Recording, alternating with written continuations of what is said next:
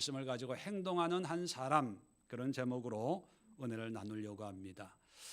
코로나 시국, 코로나 사태를 통과하면서 이제 햇수로 3년을 지나고 있는데 어느 정도는 익숙해지고 또 어떤 면에서는 여러 가지 어려움이 계속 이어지고 있는 그런 상황 속에 있습니다.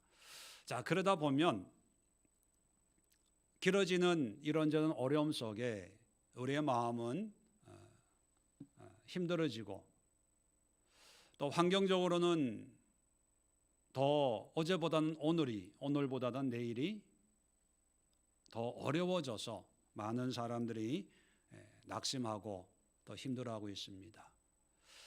비단 이런 사회생활적인 모습뿐만 아니라 우리의 신앙도 길어지는 이런 상황 속에 여러 가지 어려움을 겪고 있습니다.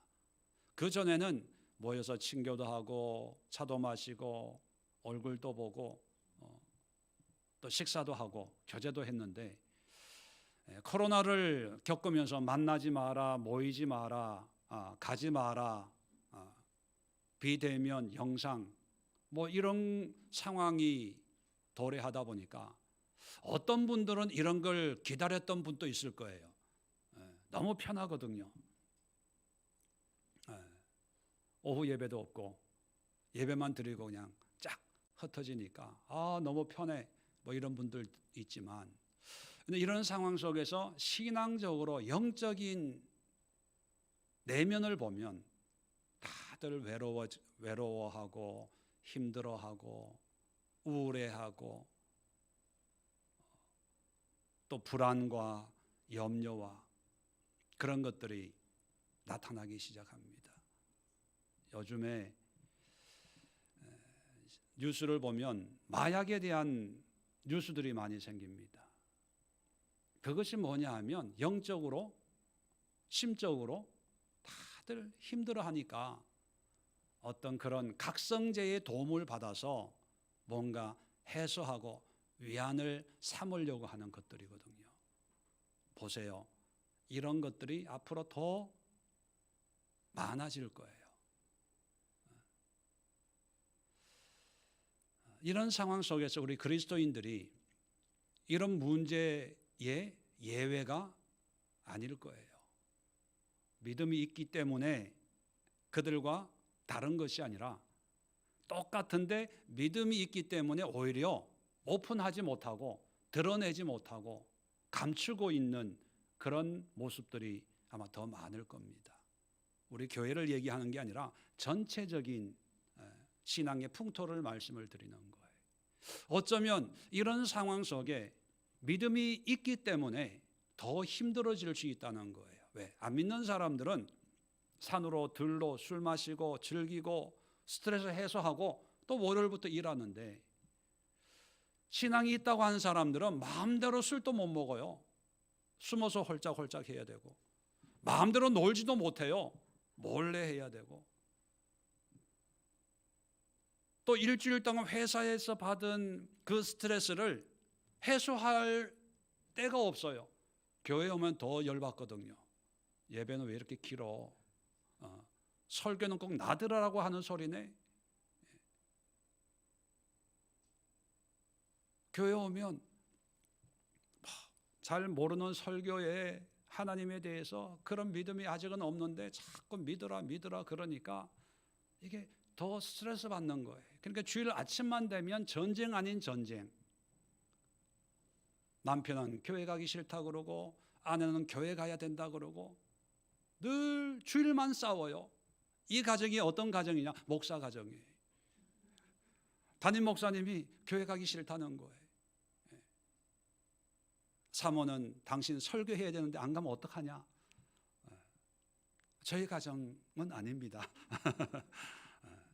자, 이런 상황 속에 우리 믿음의 사람들이 어떤 신앙과 또 어떤 삶을 가져야 될 것인가, 거기에 대해서 오늘 함께 생각해 보려고 합니다.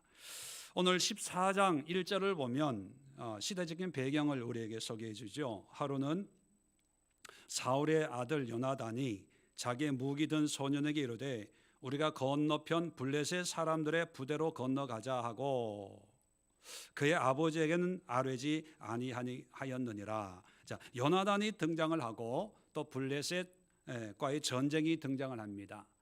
자, 전쟁을 하는데 일어난 어떤 상황을 우리가 소개해주고 있다는 거죠. 그러면 이 전쟁이 어떤 전쟁인지를 좀 알 필요가 있죠. 자, 13장을 보면 1절부터 끝까지가 이 블레셋과의 전쟁에 대한 어떤 배경, 상황을 한 장을 통해서 우리에게 소개해주고 있어요.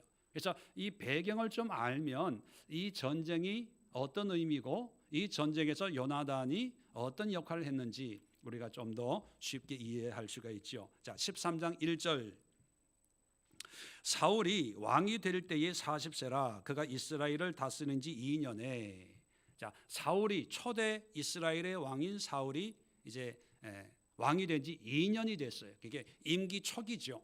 임기 초기에 블레셋과 전쟁을 합니다. 자, 2절에 이스라엘 사람 3,000명을 택하여 그 중에서 2,000명은 자기와 함께 민마스와 베델산에 있게 하고 1,000명은 요나단과 함께 베냐민 기브아에 있게 하고 남은 백성은 각기 장막으로 보내니라. 자, 3,000명의 용사를 뽑아서 사울이 2,000명을 그의 아들인 요나단이 1,000명을 거느리고 이제 전쟁을 하려고 하는 거예요. 자, 그런데 5절에 보면 이제 전쟁을 하는 블레셋 사람의 어떤 군사력에 대해서 이렇게 소개합니다. 블레셋 사람들이 이스라엘과 싸우려고 모였는데 병거가 3만이요. 자, 병거라고 하면 요즘 말로 전차의 전차, 말이 끄는 그 전차가 3만 대래, 3만 대. 그리고 마병이 6,000명. 기마병이 있잖아요. 요즘 같으면 기동 타격대. 명령만 떨어지면 이 고속 뭐 이렇게 차를 타고 헬리콥터를 타고 적진에 내려가지고 뭐 기동 타격대 같은 그게 정예 용사죠. 6,000명이 있어요. 그리고 백성은 해변에 모래같이 많더라. 나머지 사람들은 헤아릴 수 없이 떼거리로 몰려 있다는 거죠. 이스라엘은 기껏해야 3,000명이에요. 근데 적군은 수만 명이에요. 비교가 안 된다는 거예요. 우크라이나하고 러시아하고 전쟁을 할 때 초반에는 우크라이나와 러시아의 이 군사력을 비교하면 이건 며칠 만에 함락될 거다 그렇게 생각을 했죠. 이게 뭐 핵을 가지고 있는 나라하고 겨우 이제 뭐 생활하는 그런 나라하고 전력을 비교하면 이게 비교가 안 되는데 이스라엘과 블레셋이 그랬다는 거예요. 자, 그러니까 보세요. 6절 13장 6절입니다. 이스라엘 사람들이 위급함을 보고 절박하여 굴과 수풀과 바다 틈과 은밀한 곳과 웅덩이에 숨으며. 그러니까 이스라엘 사람들이 누구보다 잘 알죠. 야, 싸웠다가는 다 죽겠다 해서 싸우려고 기껏해 3,000명이 모였는데 이 중에서 다 도망을 가요. 다 흩어져요. 다 숨어요. 자기들도 보는 눈이 있잖아요. 다 숨으니까 이 사울 왕이 마음이 급해지는 거예요. 안 그래도 전력이 약한데 있던 사람도 다 떠나버리니까 이게 답답해지니까 이 예배를 전쟁하기 전에 예배를 드린다고 사무엘이 얘기했는데 기다려도 오지 않으니까 8절에 사울이 사무엘이 정한 기한대로 이레 동안을 기다렸으나 사무엘이 길갈로 오지 아니하며 백성이 사울에서 흩어지는지라 사울이 이르되 번제와 화목제물 이르러 가져오라 하여 번제를 드렸어요. 그러니까 급하니까 사람들의 마음을 사로잡으려고 야 가지마 도망가지마 우리 예배 드리자 그렇게 번제를 드렸어요. 그러면 나중에 이제 사무엘이 왔거든요. 이런 상황이면 사무엘이 사울 왕이요 잘했습니다. 급하니까 예배 드리고 기도하고 제사 드리고 잘했어요. 이러면은 좀 사기가 올라갈 거 아닙니까? 또 백성들 앞에서 내 체면이 세워지잖아요. 안 그래도 이 사기가 땅에 떨어져 있는데 거기다가 사무엘이 뭐냐, 화를 내는 거예요. 어떻게 그렇게 망령된 일을, 13절 보세요. 사무엘이 사울에게 이르되 왕이 망령되이 행하였도다. 왕이 왕의 하는 여호와께서 왕에게 내리신 명령을 지키지 아니하였도다. 그리하였더라면 여호와께서 이스라엘 위에 왕의 나라를 영원히 세우셨거늘. 14절 보세요. 지금은 왕의 나라가 길지 못할 것이라 여호와께서 왕에게 명령하신 바를 왕이 지키지 아니하였으므로 여호와께서 그의 마음에 맞는 사람을 구하여 여호와께서 그를 그의 백성의 지도자로 삼으셨느니라. 한마디로 얘기하면 당신은 이제 왕에서 이제 사퇴하고 다른 사람을 왕에 취임시킬 거다 그러는 거예요. 이 산 넘어 산이 계속 펼쳐지는 거예요. 안 그래도 힘들어 죽겠는데 거기다가 사무엘까지 와서 저주를 퍼붓고 야단을 하고 그냥 집으로 그냥 돌아가 버렸어요. 자, 이런 모습을 백성들이 보면 그래도 싸워야지 이러겠어요? 하면 도망가겠어요? 사울하고 있다가는 나도 죽겠다. 자, 15절 끝부분 보십시오. 사울이 자기와 함께한 백성의 수를 세어보니 600명 가량이라.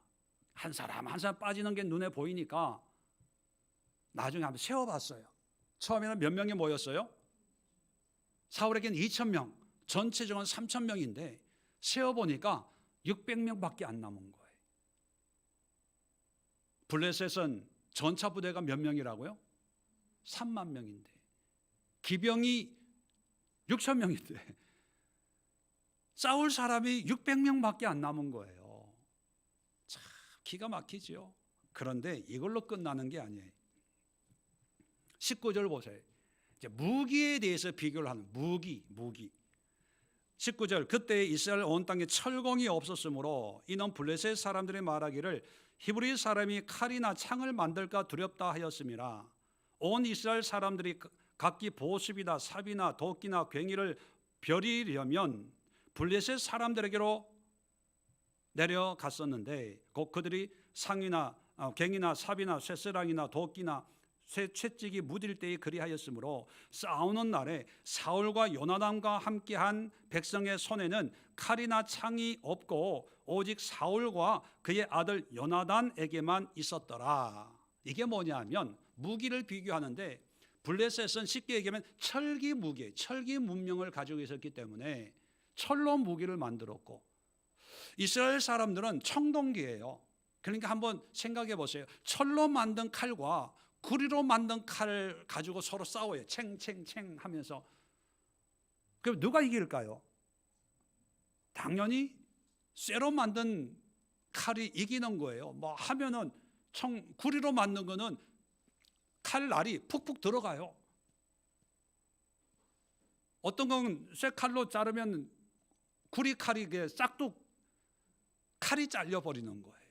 이렇게 게임이 안 되는 거예요. 게임이. 그러니까 싸우지도 못하고 안 싸울 수도 없고 백성들의 사기는 떨어지고 또 하나님으로부터도 사무엘을 통해서 또 책망을 받았잖아요. 그러니까 이게 뭐 죽을 지경이지요. 자, 이럴 때 이런 상황에서 우리 14장 1절 읽었던 요나단이 등장을 하는 거예요. 이 요나단이 결론적으로 말씀을 드리면 이런 상황에서 오늘 본문 6절 7절 보니까 다 기가 죽어 있거든요. 다 도망가고 싸울 사람이 없을 때 나라도 혼자라도 나가서 싸우자. 6절 다시 한번 읽어볼까요? 요나단이 자기 무기를 든 소년에게 이르되 우리가 이 할례 받지 않은 자들에게로 건너가자. 바로 블레셋 사람을 얘기하는 겁니다. 블레셋 사람하고 싸우자 그거예요. 여호와께서 우리를 위하여 일하실까 하노라. 하나님이 우리를 통해서 뭔가 역사하실 거야. 왜냐하면 여호와의 구원은 사람이 많고 적음에 달리지 아니하였다. 군사가 많냐, 무기가 좋으냐, 뭐 환경이 좋으냐, 이것 따라서 하나님이 전쟁에서 이기고 지게 하는 분이 아니라는 거예요. 그러니까 하나님은 함의 방법으로 역사하니까 야, 우리라도 나가서 싸우자. 나는 나가서 싸울 거야. 그랬더니만 이제 신복이죠. 아주 충성스럽게 따르는 그 신하도 7절에 보니까 마음에 있는 대로 다 행하소서, 앞서가소서. 내가 당신과 마음을 같이하여 따르겠습니다. 그러니까 이 신하도 나도 가서 싸우겠습니다. 한 사람이 마음을 먹었더니만 그 한 사람이 또 한 사람을 감동시켜서 이제 두 사람이 된 거예요. 그래서 블레셋 적진에 건너갔습니다. 건너가가지고 14절 볼까요? 14장 14절. 요나단과 그 무기 든 자가 반나절 가리 땅에서, 반나절, 요즘에는 뭐 몇 평, 몇 제곱미터 뭐 이런 단위를 쓰지만 이 당시는 아직 그런 단위가 없으니까 농부가 소를 몰면서 반나절 정도 땅을 갈 수 있는 면적, 뭐 넓다면 넓고 또 좁다면 좁은 그 땅에서 싸우는 게 두 사람이 싸웠는데, 자, 쳐 죽인 자가 20명 가량이래요. 20명. 어떻게 보면 두 명이 20명 죽인 것은 참 열심히 싸웠다 할 수 있지만 전체적으로 보면 수만 명 가운데 블레셋 군대가 20명이 죽었어요. 무슨 전력에 큰 문제가 생기는 걸까요? 이스라엘 군인들은 600명밖에 없는데 여기는 수만 명이 아직도 있어요. 그런데 20명이 죽었어요. 전세에 어떤 영향이 있을까요? 속된 말로 세 발의 피예요. 그냥 두 사람이 열심히 싸운 것밖에 되지 않아요. 근데 전체적으로는 그렇게 승패를 좌우할 수 있는 그런 대단한 일을 한 게 아니에요. 자, 그런데 20명을 죽였는데 15절 보세요. 들에 있는 진영과 모든 백성이, 블레셋 사람들의 공포에 떨었고 부대와 노략군들, 이제 군인들이에요. 블레셋 군인들, 노략군도 떨었으며 땅도 진동하였으니 이는 큰 떨림이었더라. 자, 우리가 볼 때는 기껏해야 두 사람이, 기껏해야 20명 죽었어요. 이게 별거 아니에요. 그런데 하나님이 이 사건을 두고 다 떨게 만들어요. 백성들도, 블레셋 백성들도 떨게 만들고, 블레셋 군인들도 떨게 만들고, 땅도 떨게 했어요. 그래서 전체적으로 이는 큰 떨림이었더라, 이렇게 말씀을 하고 있습니다. 다시 말하면 여러분, 작은 보잘것없는 한 사람이 믿음으로 순종하고 헌신해서 정말 보잘것없는 결과를 만들어냈어요. 누가 보더라도 에게 그 정도 택도 없어, 그렇다고 하더라도 영향이 없어, 뭐 이렇게 얘기할 수 있는 정말로 작은 어떤 결과를 만들었어요. 그런데 하나님은 이 작은 것을 어떻게 사용해요? 온 블레셋 사람들이 다 떨게 만드는 도구로 사용했다는 거예요. 그것은 뭐냐면 하나님은 이런 상황에서 한 사람의 헌신하고 순종하여 행동하는 사람을 기다렸다는 거예요. 그렇다면 여러분, 이 요나단이 하나님을 믿는 믿음으로 순종하고 죽으면 죽으리라, 나는 올라가서 싸울 거야 했을 때 이 놀라운 역사들이 일어나 결국은 전쟁에서 이기게 된 거지요. 자, 그렇다면 우리가 이 요나단의 모습을 좀 주의 깊게 살펴볼 필요가 있습니다. 자,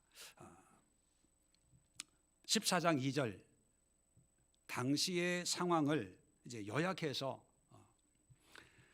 자, 2절입니다. 사울이 기브와 변두리 미그론에 있는 석류나무 아래에 머물렀고 함께한 백성은 600명 가량이며 아이야는 에봇을 입고 거기 있으니. 자, 당시의 상황을 이렇게 소개합니다. 사울은 왕이지요. 지도자예요. 지도자면 이 상황을 어떻게 변화시켜서 하여튼 전쟁에 이겨야 되니까 그런 수고와 노력을 해야 되는데, 이 사울 왕의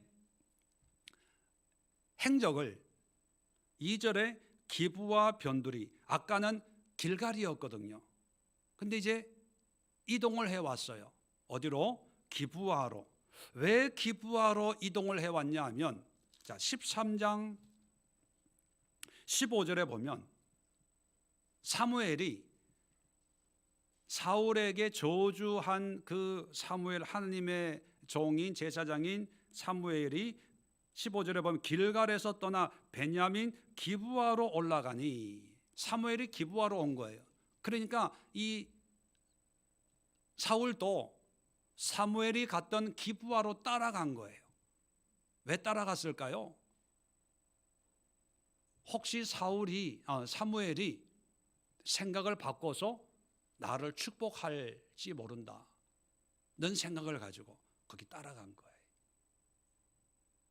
그래도 사무엘이 기도해주면 이기지 않을까, 축복해주면 이기지 않을까, 또 그런 축복하는 모습을 보고 백성들 좀 사기가 올라가지 않을까, 그런 기대를 가지고 기브아로 온 거죠.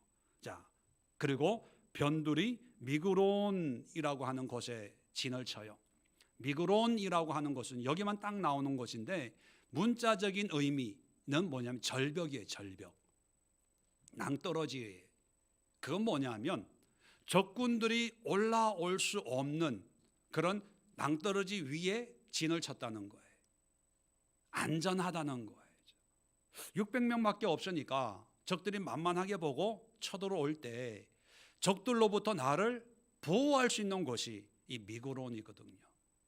난공불락, 요새 사방이 절벽인 곳에 진을 쳤어요. 자, 그 다음에 진을 쳤는데 하필이면은 석류나무 아래 머물렀어요. 여러분, 석류라고 하는 것은 성경에는 하나님의 축복을 상징합니다. 겉으로 보면 알이 하나잖아요. 근데 그걸 열어보면 그 안에 작은 빨간 알들이 수백 개가 있는 것처럼 하나님의 은혜, 축복이 보기에는 아무것도 아닌 것처럼 하나 덜렁 있는데 깨보니까 엄청 많은 하나님의 은혜와 축복이 있다. 그래서 석류가 하나님의 축복을 상징해요. 그래서 구약의 성막과 대제사장의 옷을 만들 때 대제사장의 옷에, 에봇에 뭐를 수를 놓냐? 석류를 수를 놔요. 그리고 솔로몬이 성전을 건축할 때 성전 장식이 뭐냐? 바로 석류 장식을 하는 거예요. 그 정도로 하나님의 축복을 상징하죠. 그러면 상황이 이런데 사울 왕은 뭔가 행하기보다는 사무엘을 바라보면서 나를 위해 기도해 주세요. 그리고 안전한 곳에 털을 닫고 하나님의 축복만을 기다리고 있는 거예요. 자, 이걸 보면 사무엘은 믿음이 있어요, 없어요? 믿음이 있으니까 사무엘을 기대하고 믿음이 있으니까 석류나무 아래 머물러 있는 거죠. 그런데 믿음이라고 본인은 생각하겠죠. 근데 하나님이 보실 때는 그걸 믿음이라고 여기지 않는 거죠. 왜냐하면 물론 믿음은 사무엘의 기도도 받아야 되고 하나님이 함께 하시는 전쟁을 해야 되고 또 하나님의 축복을 받아야 되고 또 그런 은혜를 위해서 기다릴 때는 기다려야 됩니다. 인내해야 돼요. 그런데 사울이 보여주는 이것은 하나님으로부터 온 믿음이라고 하기보다는 자기 내적으로 생긴 믿음이에요. 이런 정도는 해야 되지 않을까? 적어도 이래야 되지 않을까? 자기가 하나님을 위해서 한 것은 생각하지 않고 아무것도 하나님을 위해서 한 건 없어요. 그런데 들은 풍월은 있거든요. 하나님이 축복하셔야 이겨. 하나님이 함께 하셔야 이겨. 하나님의 은혜가 있어야 이겨. 이런 지식만 가지고 기다리는 거예요. 이런 상황에 등장한 것이 요나단이거든요. 아버지와 아들인데 신앙은 전혀 달라요. 요나단은 다 기다리고 있을 때 아까 말씀드린 것처럼 6절, 7절 나 혼자라도 블레셋과 싸울 거야. 하나님이 나를 통해서 역사할 거야. 하나님은 숫자가 많고 적음에 신경 쓰는 분이 아니거든. 나 혼자서라도 싸우러 갈 텐데 야, 너 나랑 같이 갈래? 이렇게 얘기한 거예요. 여러분, 위기 속에 물론 기다릴 때가 있지만 때로는 위기 속에 행동할 때가 있어요. 자, 행동할 때 나 혼자밖에 없을 때 오히려 사람들이 모였다가 다 떠나요. 다 핑계를 대죠. 떠나는 사람이 그냥 뭐 핑계 없이 떠나겠어요? 바빠서요. 애들 학교 보내기 위해서요. 뭐 때문에 다 하나둘 떠나요. 그 떠나는 거 보면 떠날 생각 없는 사람들도 내 친구가 집에 간다니까 나도 갈까? 이러잖아요. 다 떠날 때 그 사람들을 붙잡고 설명을 한다고 가정을 해보세요. 요나단이 야 떠나지 말고 야 조금만 기다려. 조금만 기다리면 좋은 일이 있을 거야. 우리 아버지가 지금 석류나무 아래에서 지금 기도하고 있거든. 하나님이 응답하시면 하나님이 뭔가 할게 조금 기다려. 뭐 이럴 수도 있잖아요. 그리고 또 하나 생각해 볼 것은 사무엘이 아버지 사울에게 다른 왕을 세운다 그랬잖아요. 그러면 요나단의 입장에서 이게 기분 좋을까요? 안 좋을까요? 아버지가 왕이 돼야 내가 차기 왕은 세습이거든요. 사사는 하나님이 임명하는 거였지만 왕은 세습이에요. 아버지가 왕이라는 사실은 차기 왕은 나거든요. 근데 아버지에게 다른 사람을 임명하겠다고 하니까 나는 왕이 될 수 없어요. 그러면 여러분 같으면 싸우겠어요? 아니면은 이런 나라 필요 없어 하고 떠나겠어요? 저 같아도 떠날 것 같아. 시험 들어서. 근데 요나단은요, 그런 거에 전혀 흔들리지 않고 성경에서 블레셋은 우리가 싸워야 될 대상이거든요. 믿음의 대적이 블레셋이거든요. 그러니까 믿음을 방해하는 그런 적을 향해서 내가 왕이 되든 안 되든 그게 중요한 게 아니에요. 여러 명이 함께 하든 안 하든 그게 중요한 게 아니라 나 혼자라도 해야지. 하나님 앞에 결단하고 헌신했더니만 그 모습을 누가 봅니까? 가장 가까이서 섬겼던 부하가 신복이 보고 나도 갈게요. 그렇게 얘기합니다. 여러분, 어렵고 힘들 때 물론 기도하며 하나님의 은혜를 구해야 돼요. 그런데 일어나서 행동할 때가 있어요. 다 하나님이 알아서 하는 게 아니라 하나님이 다 하시고 우리는 짜잔 하고 뒤에 나타나서 하나님께 감사하고 예배 드리는 것이 아니라 기다리고 준비했다가 때가 되면 헌신해야 돼요. 그럴 때 나 혼자일 때가 있어요. 그래도 두려워하지 마십시오. 엘리야가 낙심해서 이세벨을 피해서 도망갔을 때 하나님과 만났거든요. 첫 마디가 뭔지 아세요? 나 혼자만 남았습니다. 그래요. 그랬을 때 하나님이 웃기지 마라. 물론 그런 말은 없어요. 웃기지 마라 이런 말은 없고 너는 혼자라고 생각하지만 나는 바알에게 무릎 꿇지 않는 7,000명을 남겼다. 그렇게 말씀하셨어요. 우리 눈에는 안 보여요. 그래서 나는 늘 혼자라고 생각을 해서 어떤 사람은 두려워해요. 안 된다고 생각합니다. 나 혼자기 때문에 못해 그렇게 생각을 해요. 그런데 혼자일지라도 헌신을 하면 하나님이 역사하는데, 자, 어떤 결과가 나타나냐? 아까도 말씀드렸지만 20명을 죽였어요. 말씀드렸죠. 이거는 그렇게 대단한 환경을 바꿀 수 있는 결과가 아니에요. 그런데 놀라운 일이 일어나요. 자, 이 20명을 죽이는, 우리 식으로 얘기하면 별거 아닌 일, 보잘것없는 것, 그걸 했거든요. 자, 근데 20절 한번 보십시다. 14장 20절. 사울과 그와 함께한 모든 백성이 모여 전장에 가서 본즉 블레셋 사람들이 각각 칼로 자기 동무들을 침으로 크게 혼란하였더라. 이게 뭐냐면, 자, 요나단과 그 신하가 막 싸우는 거예요. 그래서 멀리서 사울이 바라보니까 블레셋 진영에서 뭐 웅성웅성 뭐 이런 소리가 들리니까 이제 가까이 가서 본 거죠. 자, 망원경, 뭐 그때 망원경이 없었겠지만 하여튼 망원경으로 쫙 적진을 관찰하다 보니까 이상한 일이 일어나는 거예요. 뭐냐면 블레셋 군인들이 자기들끼리 막 죽이고 뭐 이러는 거예요. 내분이 일어났나? 어떻게 해서 블레셋 군인들끼리 서로 죽이고 싸우고 난리가 났지? 알아보니까 21절입니다. 자, 전에 블레셋 사람들과 함께하던 히브리 사람이 사방에서 블레셋 사람들과 함께 진영에 들어왔더니, 자, 이게 뭐냐면 사사 시대를 거치면서 이제 사울이 다스리는 왕정 시대가 됐거든요. 우리 사사기를 보면 삼손도 늘 블레셋 사람들하고 어울리고 술 먹고 뭐 이렇게 지냈어요.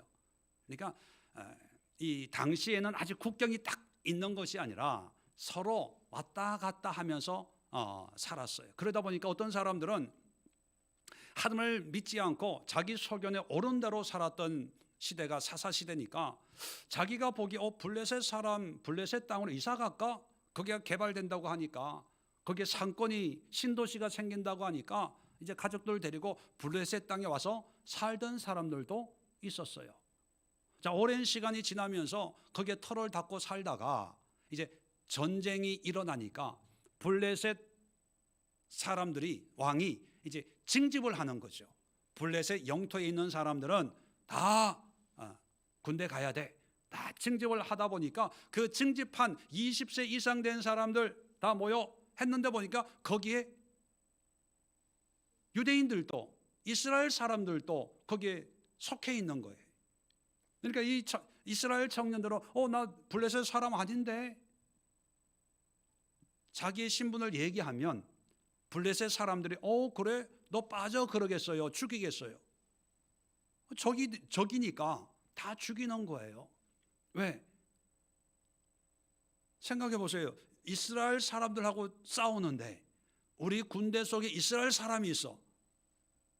어떻게 될지 어떻게 알아요? 배반할지 내통할지 모르니까 이런 상황에서 아니에요, 나는 블레셋 민족이 아닙니다 했다가는 그 자리에 죽는 거죠. 그러니까 자기를 숨기고 블레셋 군복을 입고 전쟁에 나오는 거예요. 그러면서 생각했겠죠. 어떻게 도망갈까? 어떻게 하면은 앞에서 안 싸우고, 왜냐하면 아무리 그래도 믿음이 없어도 같은 동족을 죽이는 거는 그건 아니라고 기본적으로 생각하지 않습니까? 그러니까 나는 제일 뒤에 있어야지, 싸우는 척만 해야지, 기회 봐서 도망가야지, 뭐 그러는 거예요. 자, 그러고 있는데 갑자기 진영에서 뭐 싸움하는 소리가 들리는 거예요. 보니까 이스라엘 군인 두 사람이, 이 사람은 요나단이라는 걸 아직 몰랐겠죠. 하여튼 이 이스라엘 군대에서 온 두 사람이 열심히 칼질하고 싸우고 있는 거예요. 그걸 보고 숨으려고 했던 그 마음에 하나님의 떨림을 주는 거예요. 야, 너 이런 걸 보고 가만히 있을래? 또 도망갈래? 뒤에 빠져 있을래? 그런 떨림이 일어나서, 아니 이런 상황에서 저 두 사람이 죽기를 각오하고 싸우는데 내가 가만히 여기 이렇게 블레셋 군복 입고 숨어 있을 수가 있겠냐 해서 이 사람들이 들고 일어나서 싸우는 거예요. 그 모습이, 자 보세요. 21절. 자, 진영에 들어왔더니 그들이 돌이켜 사울과 요나단과 함께한 이스라엘 사람들과 합하였고, 자, 이 사람들이 이제 요나단과 힘을 합쳐서 싸우는 거예요. 여러분, 이게 하나님의 역사예요. 우리 눈에는 아군은 하나도 안 보여요. 다 블레셋 사람이. 그래서 두려워하죠. 나 혼자야 그랬는데, 그런데 그래도 혼자라도 해보자, 싸워보자 했더니만 블레셋 사람, 군복을 입은 사람 중에 아군이 있더라는 거예요. 나를 도와주는 사람이 있더라는 거예요. 나와 협력하는 사람이 있더라는 거예요. 이게 우리의 계산으로 안 되는 하나님의 역사예요. 사업하시는 분들, 적은 사업 미천에 또 백도 없고 아는 사람도 없고 이걸 가지고 어떻게 하지? 거의 보통 사람은 안 돼, 부정적인 결과를 가지고 이제 포기를 하죠. 그런데 하나님을 믿는 믿음으로 한번 해보자라고 움직일 때, 행동할 때 우연히 만났는데 이 사람이 내 물건을 사주겠다는 거예요. 우연히 소개를 만났는데 이 사람이 원료를 대주겠다는 거예요. 여러분, 하나님의 역사는 가만히 석류나무 아래 앉아 있을 때, 하나님이 가만히 있을 때 뭔가를 은혜를 베풀고 역사를 행하는 게 아니라 믿음의 순종을 할 때 보이지 않던 숨어 있던 사람들이 나타나는 거예요. 우리가 무슨 일을 할 때 마지막 비장의 무기를 뭐라 그럽니까? 히든 카드라 그러죠. 숨어 있는 카드. 드러난 카드는 궁금은 하지만 알고 있으니까, 그 존재를 아니까 별로 신경을 안 써요. 그런데 숨겨져 있던 카드, 없는 줄 알았는데 하나가 딱 등장할 때, 고스톱 쳐보셨죠? 별게 다 나오네 이제. 고스톱 누가 쌓아놓은 거 다들 이게 누가 먹을까 하다가 숨겨있던 거 딱 해가지고 해보셨죠? 다들 놀래 자빠지는 거예요. 안 보인다고 없는 게 아니에요. 히든 피플이 있어요. 숨겨진 하나님의 일꾼들, 바르게 7,000명의 무릎 꿇지 않는 사람이 하나님이 예비해 놓고 있어요. 이 예비된 사람에게 불을 당길 수 있는 그 도화선, 그게 요나단이었거든요. 여러분, 옛날에 영화 보면 대포를 쏠 때 도화선에 불을 붙여요. 그 불은 뭐로 붙이는지 아세요? 성냥으로 붙여요. 그런데 그 대포가 폭발하면 성냥불보다 수십만 배 뜨거운 불덩어리로 폭발하잖아요. 그게 무슨 의미냐 하면, 요나단 입장에서는 20명밖에 못 죽였어요. 근데 그걸로 전세를 결정하는 게 아니라 그건 도화선에 불을 붙이는 거예요. 불을 붙여가지고 이 숨어있는 사람들이 자기 정체를 드러낼 때 이제 폭발력이 일어나는 거죠. 자, 그래서 도화선은 불꽃이 약해요. 약해야 되는 거예요. 그 도화선만 태우면 돼요. 폭발은 저절로 일어나는 거예요. 근데 도화선 불이 걱정을 하는 거예요. 그 선만 태우면 되는데 오지랖이 넓어서 이 사람 어떻게 다 죽이지? 그럼 어리석은 거죠. 요나단이 자기 혼자 이런 걸 알고 헌신하고 순종한 게 아니라, 나라도 해보자, 나라도 순종해보자, 나라도 석류나무 아래에만 있지 말고 뭔가 해보자, 도화선 역할을 했더니만 상상도 못했던 그런 사람들에게 불을 붙이게 돼요. 자, 그 다음에 또 그냥 또 이 사람들, 숨겨진 사람들만이 아니라, 자 22절 볼까요? 에브라임 산지에 숨었던 이스라엘 모든 사람도 블레셋 사람의 도망함을 듣고 싸우러 나와서 그들을 추격하였더라. 그 다음에 또 불을 붙인 사람이 있는데 도망갔던 사람들. 이 사람들은 계산이 정말 빠른 사람들이거든요. 안 돼. 그래서 핑계대고 아유 바빠서요, 저랬어요, 죄송합니다, 다음에요, 다음에 전쟁하면 꼭 참석할게요, 뭐 이랬던 사람이 도망을 갔어요. 근데 도망갔다고 나라의 운명이 좌지우지되는 이런 전쟁에 신경 다 끊을까요? 아니에요. 도망간 사람들이 오히려 더 관심이 있어요. 자기는 못하지만 누가 어떻게 이 상황을 해결해 줄까 늘 관심을 가지고 있거든요. 자, 그런데 성경이 재밌습니다. 22절 보면 블레셋 사람들이 도망함을 듣고, 처음부터 싸우지 않고 언제부터 싸워요? 블레셋 사람들이 도망갈 때, 다시 말해 전세가 역전이 됐을 때 딱 나타나서 싸워요. 참 얄미운 사람들이에요. 승리의 숟가락 얹는 사람들. 이런 사람들은 정말 인간성이 드러나죠. 손해 볼 때는 도망갔다가 뭔가 이렇게 칼 몇 번 흔들고 나도 싸웠으니까 전리품 내 목을 주시오, 이럴 사람들이거든요. 근데 중요한 것은요, 그럼에도 이 사람들을 변화시켰다는 거예요.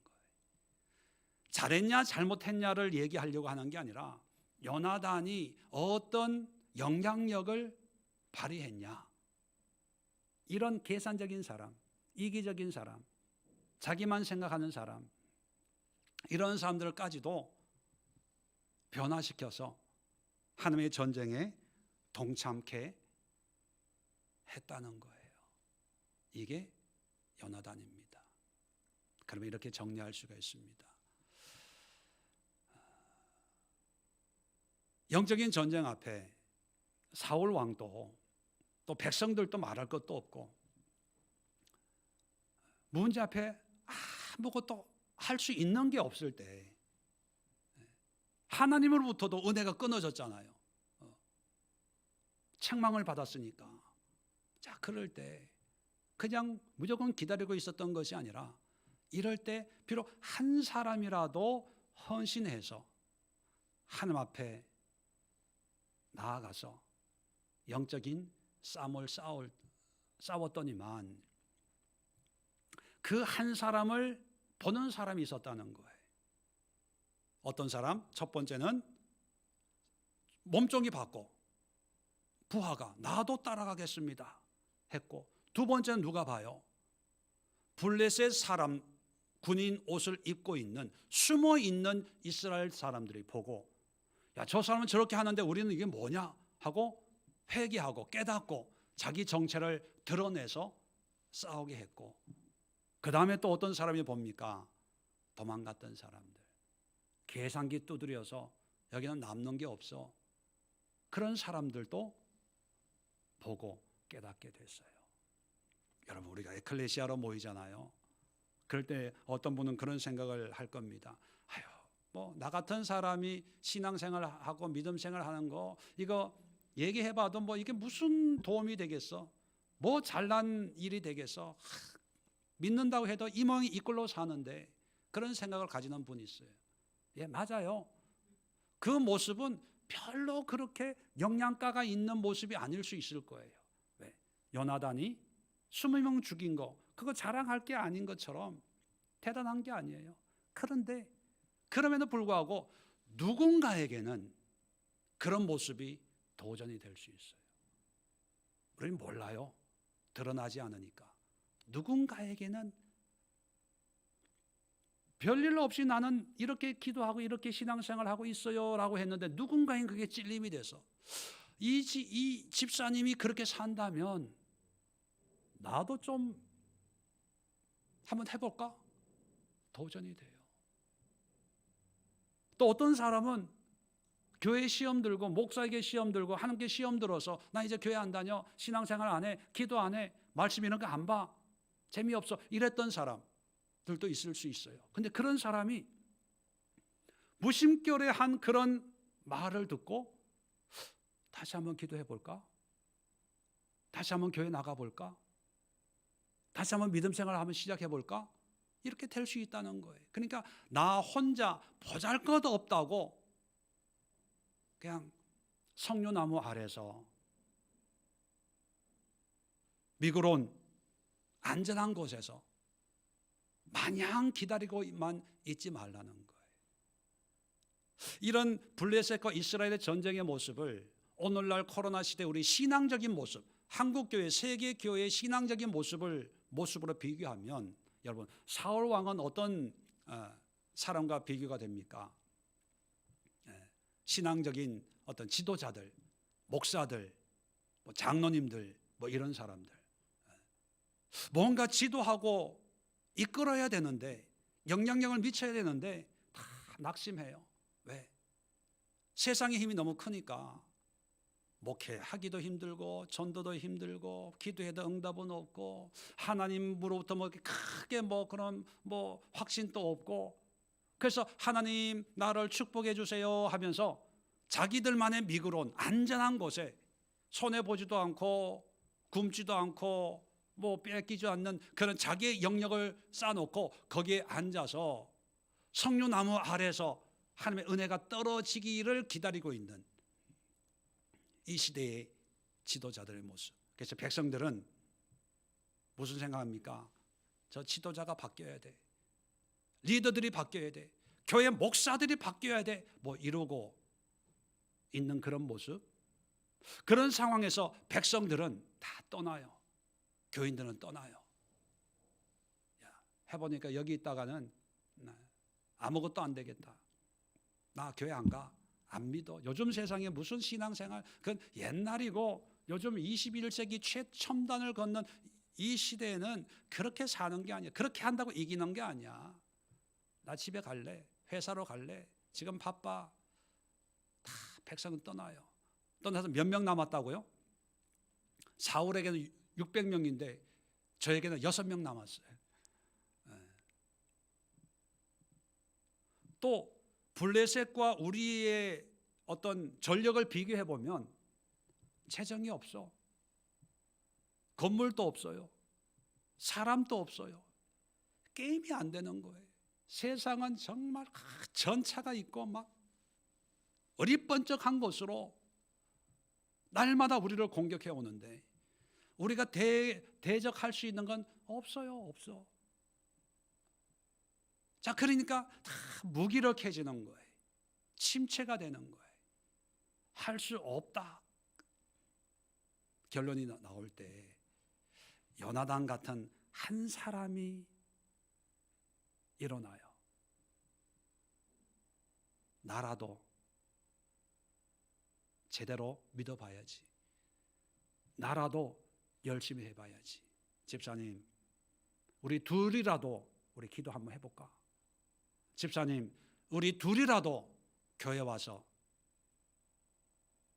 말씀 보고 기도하고 해볼까? 그래, 집사님 몇 시에 만나서 한번 해봅시다. 그렇게 해도 금방 변화가 안 일어나요. 무슨 변화가 일어납니까? 기도해도 응답이 없는데. 그런데 여러분, 우리에겐 당장 변화가 안 일어나도 근데 그러한 모습을 누군가는 보고 있어요. 누군가는 기독교의 옷을 입고 명찰을 직분, 집사, 장로, 권사의 명찰은 없지만 오다 가다 보는 사람들이 그걸 봐요. 세상의 옷을 입고 있는 사람들이 우리 그리스도인들의 모습을 봐요. 그러면서 예수 믿으세요 말 한 번 전하지 않은데도 그 사람들은 스스로 깨달아요. 내가 이렇게 살아도 되겠나? 나도 기도해야지. 블레셋 옷을 입고 세상과 싸우고, 또 그런 모습을 나는 보여주려고 의도도 안 했는데 누가 보고 있어요? 도망갔던 사람들이 보고 있어요. 가나안 성도들이 보고 있어요. 그 결과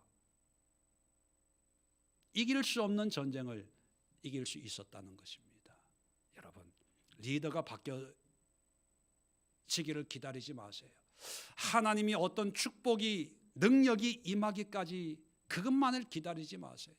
누군가가 해주기까지 기다리지 마시고 우리 한 사람 한 사람이 우리의 가정에서, 우리의 직장에서, 우리의 일터에서, 우리 교회에서 우리 한 사람 한 사람이 요나단의 믿음과 기백과 헌신을 가지고 뭐 대단한 일 안 일어난다고 기죽지 마시고 작은 일을 통해서도 의미를 부여하세요. 나에게는 별거 아니지만 하나님은 이것을 통해서 온 세상이 떨림으로 역사할 거야. 그리고 이 모습을 누군가는 볼 거야. 그 사람에게는 놀라운 변화가 일어날 거야. 그런 사명감을 가지고 오늘의 열심을 내는 거예요. 오늘 하나님 앞에 충성을 하는 거예요. 그럴 때 세상이 변화가 될 수가 있습니다. 그래서 우리 예수교회 성도들만큼만이라도 이 세상을, 이 세계적인 이 코로나 시국에 침체되어 있는 이 기독교 역사를 세상의 블레셋과 싸워서 이길 수 있는 그런 도화선 역할을 하는 요나단이 다 될 수 있기를 주의 이름으로 축원을 드립니다. 기도하겠습니다. 좋으신 하나님 아버지, 은혜와 사랑을 감사합니다. 이 설교를 통해서 우리 한 사람 한 사람이 행동하는 바로 그 한 사람, 요나단과 같은 그런 믿음과 헌신으로 우리의 삶 속에서 영적인 블레셋과 싸울 때 비록 대단한 일, 큰 일, 누가 봐도 놀랄 수 있는 그런 일은 아닐지라도 일상에서 일어나는 작은 하나님의 은혜일지라도 그 은혜를 통하여서 이 세상을 바꿀 수 있는 하나님의 신실한 도구로 쓰임 받기를 원합니다. 하나님 헌신하오니 우리를 연락하시고 요나단과 같은 그런 역사의 도구로 사용하여 주시옵소서. 이제는 우리 주 예수 그리스도의 은혜와 하나님 아버지의 크고 놀라운 사랑하심과 성령의 교통하심이 예배하는 우리 권석들과 우리가 살아내야 될 이 세상과 우리의 가정과 일터 위에, 그리고 하나님께서 마지막 때에 구원의 도구로 사용하시는 우리 예수의 교회와 또 이 땅의 모든 교회들 위에, 북녘 땅 위에 지금부터 영원까지 함께하옵시기를 간절히 축원드리옵나이다. 아멘.